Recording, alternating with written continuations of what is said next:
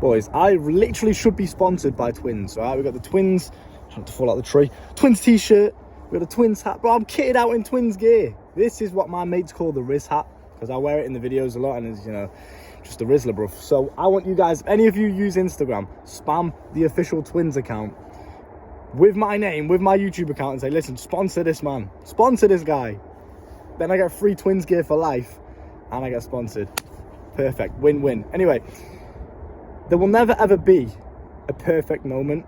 The reason why you procrastinate all the time, the reason why you know what you need to do, you've got that idea in your brain of like, okay, I need to do this, whether it's work, whether it's approach that beautiful girl in the gym, whether it's go to the gym and work out, whatever it is, you have a task that you need to do, and usually you push it away. Oh, I'll do it tomorrow, or I'll do it another day, or I'll just do this and then I'll do it.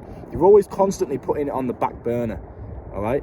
And there's a reason for this. There's a reason why this procrastination is being created, let's say. It's because you're constantly waiting for the perfect moment. Or I'll start the YouTube channel when I'm ready, when the perfect moment arises. Guess what? Imagine if I had that mindset of waiting for the perfect moment before I started my channel. I wouldn't be here today. And this is a very simplistic fix to procrastination. Understand that the perfect moment will never exist. Once you've understood that simple ideology of, oh, perfection itself doesn't even exist. Nothing is perfect. If you wanted to, you could always find something wrong with everything in the world.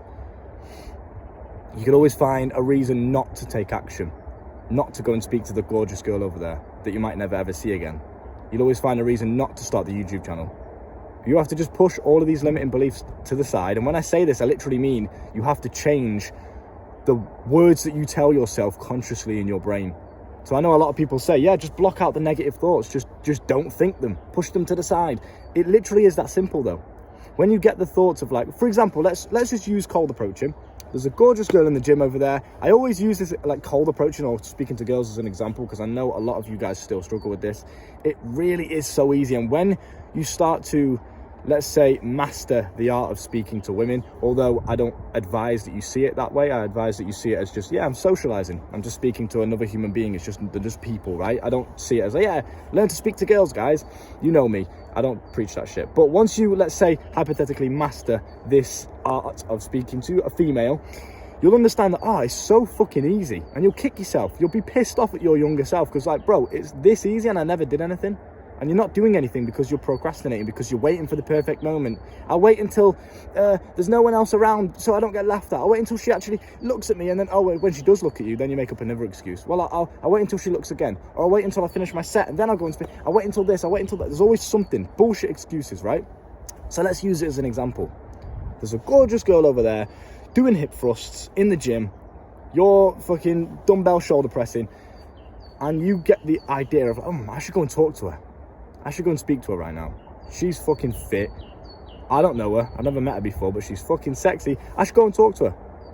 That's what your brain's going to instantly come up. Let me go and speak to her. And then literally a second after, your brain is going to start inducing negative, comfortable thoughts in your brain. Nah, don't talk to her because maybe she's not in the mood today, or maybe she's got headphones in, so I'll just leave it, or I'm doing my set, or I'm busy, or there's always these limiting beliefs that start kicking in. Now, it literally is as simple as understanding that, number one, the perfect moment will never exist. If I'll wait until I'm ready, or I'll wait until the perfect moment, and wait until the universe aligns and we're both ready to, like, that doesn't exist. There's always going to be a reason that you could find of why you shouldn't take action.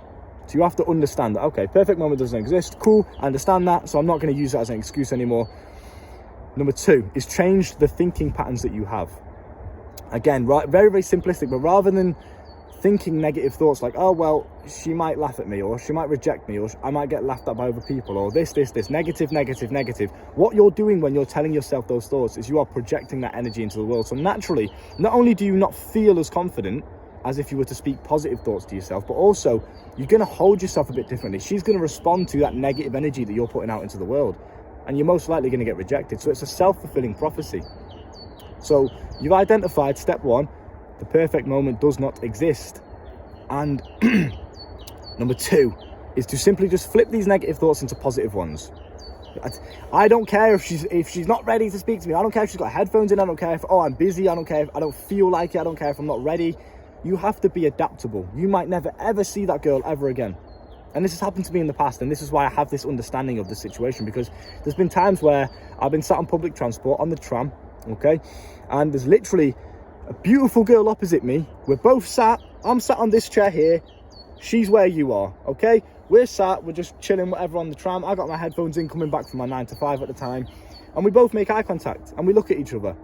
And it's that like, it's that butterfly moment where it's like, oh, who's going to break eye contact? We both literally holding each other's eye contact, and then she breaks away with like a flirty smile, like, like a little cute smile. I do the same thing. It's like, oh, that was quite nice. I look out the window or something, pretending that, not interested, just looking out the window. But I'm smiling to myself. It was nice, right? It was a nice feeling.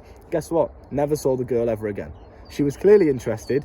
I could easily have made some sort of conversation about that, turned it into a joke, whatever.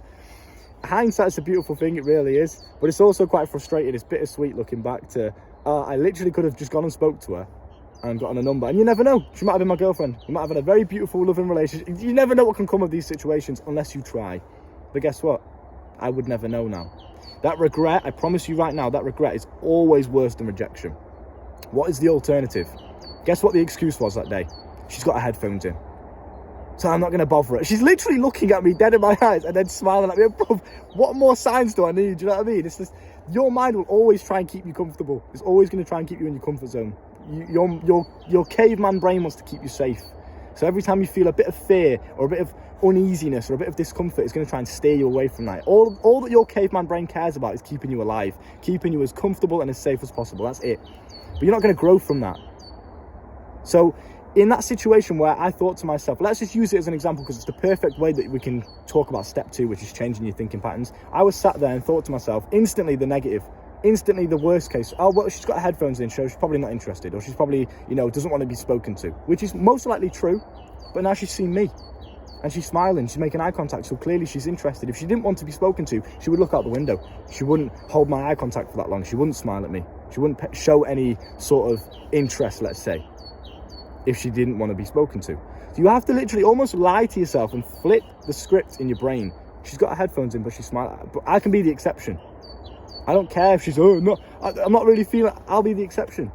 You have to just tell yourself these positive thoughts. Yeah, I know I can pull it off. And that brings me back to, it ties into step 1 of like, okay, we understand that the perfect moment will never exist. I can always find an excuse. She's got her headphones in. Maybe she's got a boyfriend. Maybe this. What if I get laughed at by the people on the tram? What if I get rejected? You can always find a reason to not take action, okay? So how do we deal with that then? How do we deal with the fact that we understand that, yeah, the perfect moment will never exist? So what do I do with that information, Luke? That's great, and it makes sense, and I agree, but what do I do with that information? How do I capitalize on the fact that the perfect moment will never exist? You have to be adaptable, number 1, and you have to also perform at your best, even when you feel like your worst. You've got to beat your opponent on his best day. I butchered the quote, but you understand what I'm saying. Even on your worst day, when you don't feel like it, all the odds are against you, you still have to perform. You still have to at least try your best, even if you feel your worst, and you've got to beat your enemy on his best day, even on your worst day. And again, we spoke about the enemy before. The enemy is just the best version of yourself. What would the best version of yourself do in that situation? You go and fucking speak to her. So even on your enemy's best day, you have to beat him. You have to do what he would do and excel at it. Even on your worst day, especially when you don't feel like it. Shout out to Hamza.